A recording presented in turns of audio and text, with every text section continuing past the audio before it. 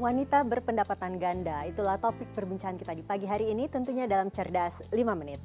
Dan bersama saya Chandra Dewi, di studio Metro Manulife telah hadir Ibu Yeti Rohyatini, Head of Syariah Unit dari Manulife Indonesia. Selamat pagi, Assalamualaikum Bu Yeti. Waalaikumsalam warahmatullahi wabarakatuh Mbak Andra. Bu Yeti, ini ada pertanyaan dari pemirsa kita yaitu Ibu Tari, seorang karyawan perusahaan swasta, namun sudah hampir setengah tahun ini rutin mendapatkan pendapatan tambahan tiap bulan dari catering. Nah, selama ini uang tambahannya banyak ia pakai untuk membiayai berbagai hal yang sifatnya keinginan. Namun ia mulai merasa bersalah ini, meskipun suaminya tidak protes ya Bu ya. Sebenarnya di mana letak kesalahannya? Apakah tidak apa-apa untuk memanjakan diri dengan untuk membeli keinginannya?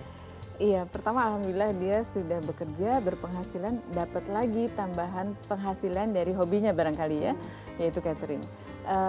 Nggak salah sih sebetulnya kalau Ibu Tari tadi menghabiskan atau spending uangnya yang bonusnya tadi untuk kepentingan dia sendiri, karena memang itu uangnya dia. Tetapi kan akan lebih jauh bermanfaat kalau dia dan suami sepakat misalnya buat perencanaan ke depannya seperti apa nih. Ternyata hobi dia menghasilkan income tambahan. Apakah terpikir oleh beliau bahwa mungkin saja catering ini bisa dijadikan bisnis keluarga nantinya. Jadi mungkin bisa diperbesar usahanya selama dia masih bekerja, bisa dititipkan pada orang lain untuk memanagenya misalnya begitu. Atau income tambahan itu bisa juga sebagai tambahan dia memperbesar investasinya, sehingga kalau biasanya dia menyisihkan X gitu ya dari penghasilan mereka berdua, mungkin dengan tambahan ini bisa ditambahkan lagi besarannya sehingga bisa lebih tepat tercapai tujuan finansial mereka gitu. Ada tidak sih komposisi yang ideal untuk merencanakan keuangan keluarganya dengan adanya tambahan penghasilan dari Ibu Tari ini?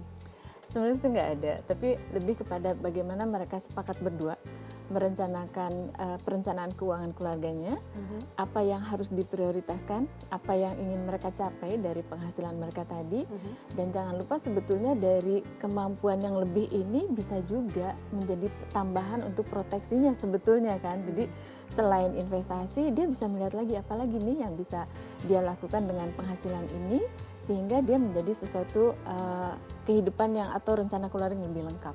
Oke, bicara mengenai proteksi, karena kan Ibu Tari bukan kepala rumah tangga begitu ya Bu ya. Proteksi yang seperti apa yang sebaiknya ditambahkan kepada keluarga? Barangkali saja karena ini sepertinya sudah cukup, pendapatannya sudah mencukupi begitu ya Bu ya, pastinya sudah memiliki proteksi yang mendasar. Yang seperti apa? Yang pertama karena dua-duanya berpenghasilan, sebaiknya dua-duanya punya proteksi. Sehingga kan dua-duanya punya nilai ekonomis.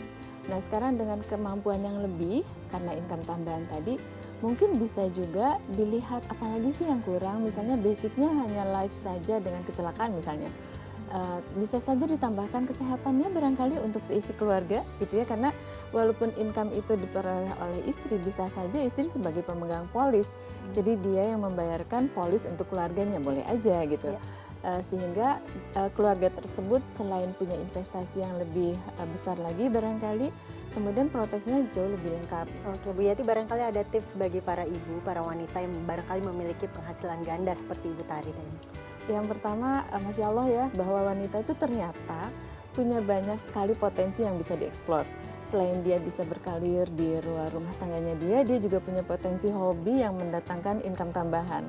Jadi sebetulnya bisa juga dipikirkan apakah ke depannya mereka akan tetap sepakat seperti sekarang, artinya mau bekerja di luar rumah istrinya, berpenghasilan sebagai karyawan barangkali gitu, atau mau lebih fokus pada bisnisnya nih gitu ya, karena ternyata ini juga menghasilkan dan mungkin lebih besar barangkali gitu ya. Di samping itu dia juga bisa menghabiskan waktu lebih banyak barangkali di rumahnya, sehingga itu yang harus dipikirkan oleh mereka berdua.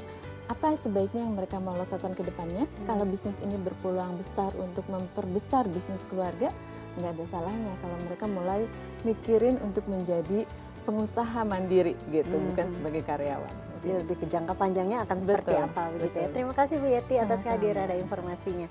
Namun saya harus mengakhiri perbincangan kita kali ini pemirsa. Saya Chandra Dewi, Cerdas 5 Menit, Cerdas Finansial. Sampai jumpa.